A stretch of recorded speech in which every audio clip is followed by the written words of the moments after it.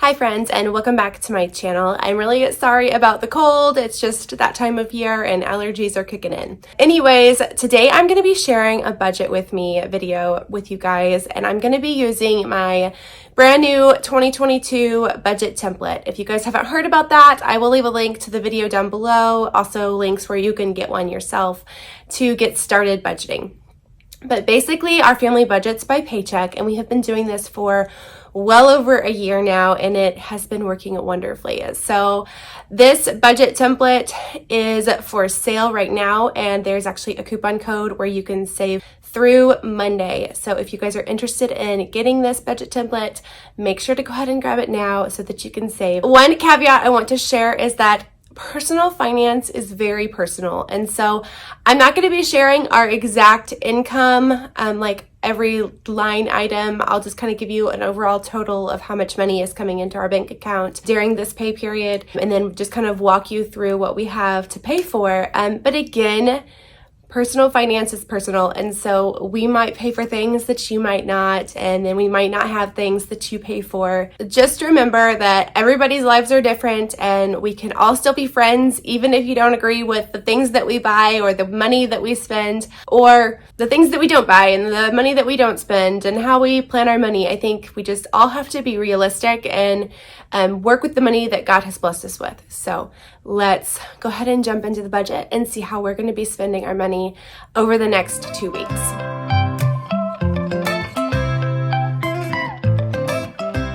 Jumping right into our budget for October 15th, this is the date that we get paid, and then this is the date that we will get paid again. So we have 14 days that this money has to last us, and we are trying to kind of just make wise financial decisions. So I've gone ahead and blacked this out. This is our income for this pay period. And then this is our total net income down here. This is what we had left in our checking account after everything from the past pay period had cleared. And this is what we're getting income from. Not all of this is necessarily giving us income this pay period, but at least some of these. So this is stuff that we might have income from throughout the year. So we like to keep a checking account buffer of somewhere between $250 and $300. I think that's, again, a personal thing. So you guys might be fine going down under $100. You might want to keep $1,000. So just kind of decide what your comfort level is as far as what you want your checking account balance to be after every single thing is paid, just in case. I think it's good to have a little bit in there, but sometimes if you're a spender and you see that there's money left in the bank account, then you might be one of those who just likes to spend and can go a little bit crazy. So if that's you, then maybe you need to keep a smaller buffer in your account. So scrolling down, we have our off the top. We tithe 10% to our church. I will say our tithe obviously isn't 10% of this amount because some of this if like the child tax credit, I don't tithe out of that because that's money that we've likely already tithed from because it's a return of our money. So I don't tithe out of that. And then if I get any mileage reimbursements or anything like that from my work, I don't tithe out of that either, just because that is going to put gas in our car. So we sponsor a child through Compassion, and this month we have we're giving a little bit extra. It's normally just $38, but this month we're giving $88 because that will cover a Christmas gift. We also support a few different ministries. So I look at the dates over here. These are the due dates. So anything that's between the 15th and the 29th are things that I need to cover in this pay period. So Restore Network, we don't need to cover because that won't be coming out this pay period. And then my husband's Roth comes out on the 22nd. So scrolling down, you will see our expenses. Again, these are our main expenses that come every single month that we kind of have to cover. Obviously, some of these we could always cancel if we ever needed to, these subscriptions and things like that. But we have to cover our mortgage and our property taxes and our electric bill and our internet bill, and all of those things have to come out. So I have the due dates that they're listed right here, and then how much comes out. So our property taxes, we pay our mortgage on the 1st, so that's not included. but our property taxes we pay separately because we are not escrowed. So I just save a chunk of money every single month to cover our property taxes. We live in Illinois and our property taxes are ridiculous for the price of our home and the size of our home, but that's just Illinois. We do not have to cover like our home insurance or our car insurance, but I do the same thing with that. I just have a savings account that's separate and I put a chunk of money in there every single month so that I can we pay our car insurance twice a year and our home insurance once a year. So that's just how I do that.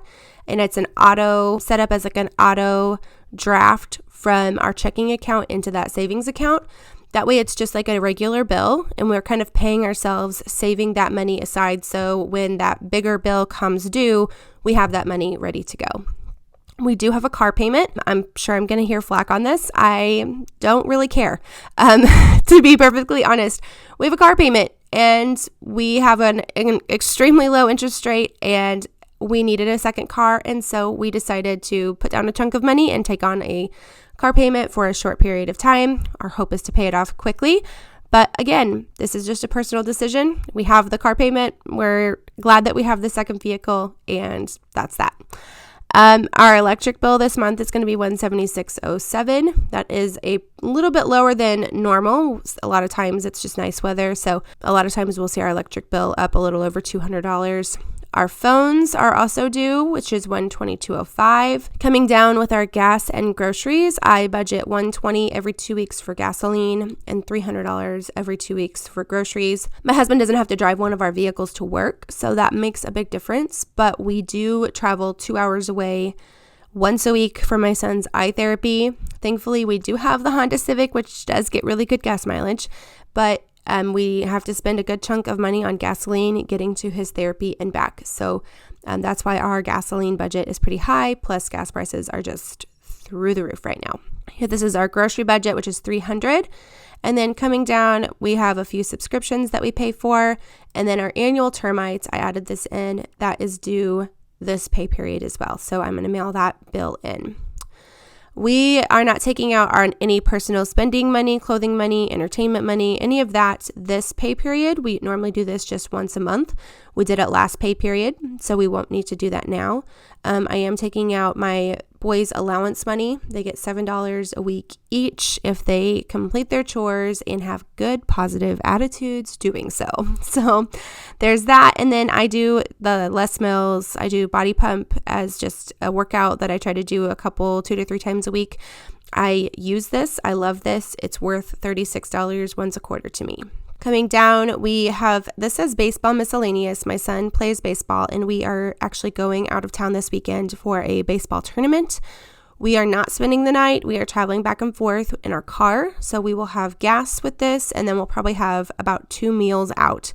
So we try to really make this stretch. We take snacks. We probably pack our lunch and just eat 1 meal each day out. So this is $100 will be covering gas and food. We have a car wash subscription for both of our vehicles. It's worth it because if we go twice a month, then this pays for itself. And we usually go at least once a week, if not more often. So I think maintaining your cars and taking good care of your cars helps them to last longer. So this is a fee that we're willing to pay. And then I always have a $40 miscellaneous in here. And this covers any of those things that just pop up. Like this pay period, I'm going to have to go and buy stamps, which are like $11 or $12 for 20 now. So if I didn't have this $40, I'd have to add that into our budget. So I like to put this $40 here. We have to be careful not to use it for things like getting coffee or going out to eat. This really needs to cover just the necessity type things that are miscellaneous items that come up throughout that 2-week period. So if we don't use it, then I'll just come back up here and change this amount to the amount that we actually did use. And then this month, we're also going to be putting $400 into our sinking funds and putting $200 for Christmas. We have a little chunk saved for Christmas, but we're trying to kind of beef that up over these next few pay periods to finish out our Christmas presents. So coming back up here and looking at our gas and groceries, we can just say, okay, we have $120 and $300 and just go willy-nilly and not keep track of that. But instead, I use the spending trackers down here. So I will plug in $120 into our gas budget and $300 into our grocery budget. And then today I'm actually going to go to the grocery store. So when I go to the grocery store, say I go to Walmart, and let's say I spend $121.45, then it's telling me I've got $178 left to spend on groceries for this 2-week pay period. And then let's say we go to the gas station in our Honda Civic and we spend $29.48.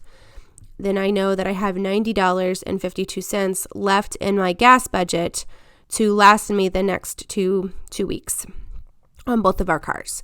So that is how I use those. I'm also going to put, I changed my numbers here. I'm going to put $200 into Christmas. I have $40 for miscellaneous, and I have $100 for baseball. So as I'm spending from these specific categories, I just go in and I log how much I've spent in that category and where I spent it. This is the sinking fund tracker. So this is where I will track how much I'm putting into my sinking funds. So I'm going to scroll over. I started a brand new form just for October with this new budgeting form that I created for you guys just to show you. So I am adding in October this amount. So this totals down here, it says $400. So now I know that I had $400. I will need to add in how much my starting balances were. This is what I like to give me an idea of how much I'd like to put in each account. But if I have a starting balance, let's say I have $200 in the yearly expenses, then I can scroll over to my current and see that once I add my October sinking fund money, that I'll have $275. But let's say I have to pay for our HVAC maintenance is due this pay period. So then let's say I were to pay $175 in October, then I know that I only have $100 left, if that makes sense. So these starting balances, you just need to decide how much you have in those funds. If you don't have anything in those funds, then leave that blank. That's just zero. And then we keep all of this money for these different sinking fund accounts in one main checking account. So then when I come down here to this total, this amount should match what I have in my checking account. As long as I'm logging all of the expenses, the additions, and then the expenses or subtractions that I have, then that should be on track. This yearly expenses, a lot of people have asked me what that means. So I like to save for different things, like our car registration in Illinois for 2 cars is over $300. So I need to save for that. We have an Amazon Prime subscription. We have termite service, which I said I'm paying. I don't cover property taxes in here, but if you have any other expenses like an HVAC maintenance, if you have any kind of maintenance on your home of any sort, any kind of annual fees that you guys have to pay, like if you live in an HOA and you have to pay a fee every single year for that HOA, you might put that into your yearly expenses category. And then you can use this and look at it when it's due. So like my termite service is due, so I've paid that for October. So you can see, and then I know that's $95. And then you can kind of get an overall total of how much, if you add all of these numbers up, how much you need to save, and then divide that by 12 months, and that's how much you need to put into your yearly expenses sinking fund. So that is just an overview of our budget for this pay period. This is what we should have in our checking account at the end of the month, and that rolls over to our next pay period. Now, if in our gas or our grocery budget, if we spend a little bit more or a little bit less, then I will go and adjust these numbers. So let's say in gas we spend, we fill up a few different times and end up going over just a little bit. So I know instead of spending $120, we actually spent $123.48. Then I go back up here the day before our next pay period comes in, and I adjust this and I make this $123.48. Now, I don't want to adjust this by $50, but if it's just a couple dollars, then I can make that adjustment really easily. And then if our grocery budget is actually, we stay under, and let's say we only spend $291.72, then I can just go up here and adjust this as well. So that is how I do that. And then once I have seen in our checking account that a bill has come out, so I already know that our phone bill, it came out today, I will change this to a different color. So I use blue. That's just the color that works for me. And then if I've written a check, so like our termites, I've written this check, but it's not cleared, I will make that yellow. and then I can go back through and watch for this to clear in our account, and then I'll go back up and change it to blue. If it's something that I'm tracking down below in one of the spending trackers, then I make it a purple color. So I know, okay, well, I probably don't have $120 left in my gas budget. I need to scroll down here to my spending tracker to see how much I actually have. That's how we have budgeted for October 15th pay period through October 29th of 2021. If you guys are interested in getting this budget template for yourself, make sure to head to the links down in the description box. Well, I hope that you guys found this a little bit helpful to see how we use this budget template for our family. If you did, make sure to hit that like button and don't forget to subscribe. If you guys like this kind of video, I will try to do more of these in the future so that you can see how this budget template works and how it really functions and can function so well for a family. I hope that you guys have a wonderful day, and I will see you in my next video. Bye, guys.